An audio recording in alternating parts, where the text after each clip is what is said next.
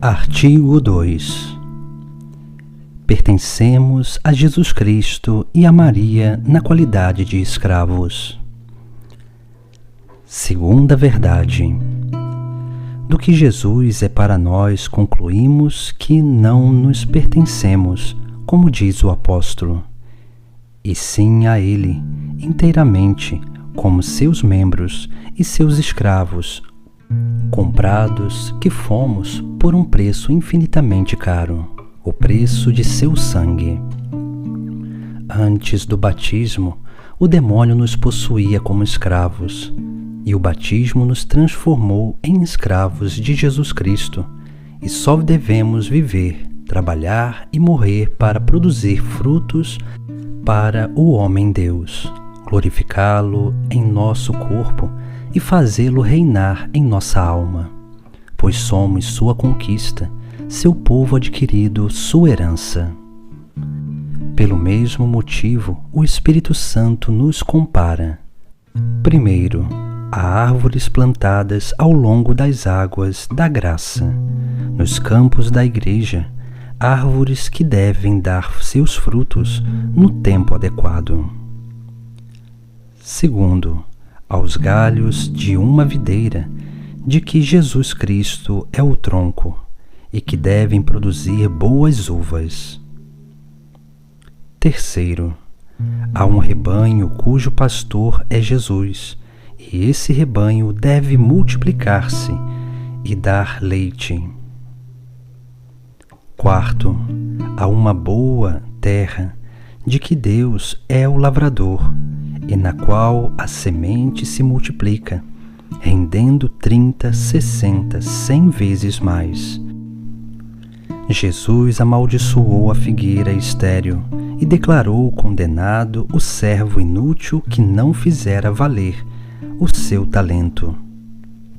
Tudo isso nos prova que Jesus Cristo quer receber alguns frutos de nossas mesquinhas pessoas.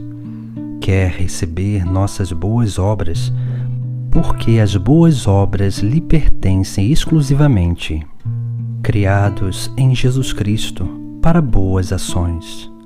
Essas palavras do Espírito Santo mostram que Jesus Cristo é o único fim de todas as nossas boas obras e que devemos servi-lo não somente como servidores assalariados, mas como escravos de amor. Explico-me. Há duas maneiras aqui na terra de alguém pertencer a outrem e de depender de sua autoridade.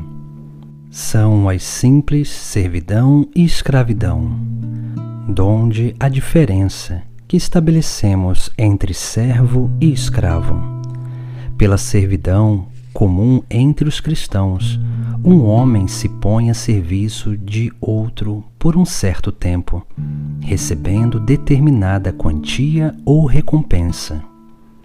Pela escravidão, um homem depende inteiramente de outro durante toda a vida e deve servir a seu senhor, sem esperar salário nem recompensa alguma, como um dos animais sobre que o dono tem direito de vida e morte.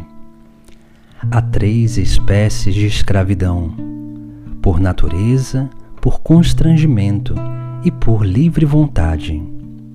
Por natureza, todas as criaturas são escravas de Deus. Ao Senhor está a terra e toda a sua plenitude. Os demônios e os réprobos são escravos por constrangimento, e os justos e os santos o são por livre e espontânea vontade. A escravidão voluntária é a mais perfeita, a mais gloriosa aos olhos de Deus, que olha o coração, que pede o coração e que é chamado o Deus do coração ou da vontade amorosa, porque por esta escravidão escolhe-se, sobre todas as coisas, a Deus e seu serviço, ainda quando não o obriga a natureza. A diferença entre um servo e um escravo é total. Primeiro, Um servo não dá ao seu patrão tudo o que é, tudo o que possui ou pode adquirir por outrem ou por si mesmo. Mas um escravo se dá integralmente a seu senhor, com tudo o que possui ou possa adquirir, sem nenhuma exceção. Segundo, o servo exige salário pelos serviços que presta ao seu patrão. O escravo, porém, nada pode exigir, seja qual for a assiduidade, a habilidade, a força que entregue no trabalho. Terceiro, o servo pode deixar o patrão quando quiser, ou ao menos quando expirar o tempo de serviço, mas o escravo não tem esse direito. Quarto, o patrão não tem sobre o servo direito algum de vida e morte, de modo que, se o matasse como mata um de seus animais de carga, cometeria um homicídio. Mas pelas leis o Senhor tem sobre o escravo o poder de vida e morte, de modo que pode vendê-lo a quem o quiser ou matá-lo, como sem comparação o faria a seu cavalo. Quinto, o servo, enfim, só por algum tempo fica a serviço de um patrão, enquanto o escravo o é para sempre. Só a escravidão entre os homens põe uma pessoa na posse e dependência completa de outra. Nada há, do mesmo modo, que mais absolutamente nos faça pertencer a Jesus Cristo e a sua Mãe Santíssima, do que a escravidão voluntária, conforme o exemplo do próprio Jesus Cristo, que por nosso amor tomou a forma de escravo, e a Santíssima Virgem, que se declarou a escrava do Senhor. O apóstolo honra-se várias vezes em suas epístolas com o título de servo de Cristo. A Sagrada Escritura chama muitas vezes os cristãos de servos de Cristo.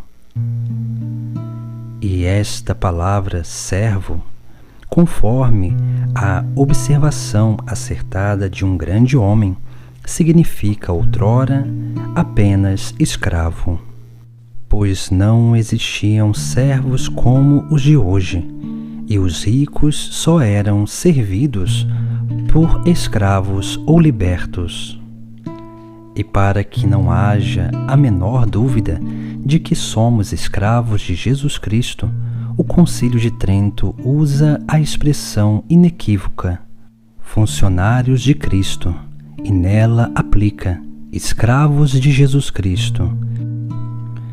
Isto posto, digo que devemos pertencer a Jesus Cristo e servi-lo, não só como servos mercenários, mas como escravos amorosos, que por efeito de um grande amor se dedicam a servi-lo como escravos, pela honra exclusiva de lhe pertencer.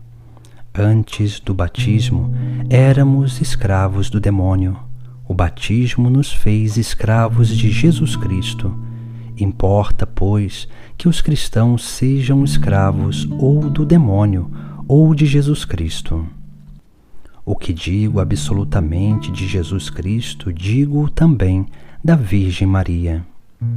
Pois Jesus, escolhendo-a para sua companheira inseparável na vida, na morte, na glória e em seu poder no céu e na terra, deu-lhe pela graça relativamente à sua majestade os mesmos direitos e privilégios que ele possui por natureza. Tudo que convém a Deus pela natureza convém a Maria pela graça, dizem os santos. Assim, conforme este ensinamento, pois que ambos têm a mesma vontade e o mesmo poder, têm também os mesmos súditos, servos e escravos. Podemos, portanto, seguindo a opinião dos santos e de muitos doutos, dizer-nos e fazer-nos escravos da Santíssima Virgem, para deste modo nos tornarmos mais perfeitamente escravos de Jesus Cristo. A Santíssima Virgem é o meio de que nosso Senhor se serviu para vir a nós, e é o meio de que nos devemos servir para ir a Ele. Bem diferente é ela das outras criaturas, as quais, se a elas nos apegarmos, poderão antes afastar-nos que aproximar-nos de Deus.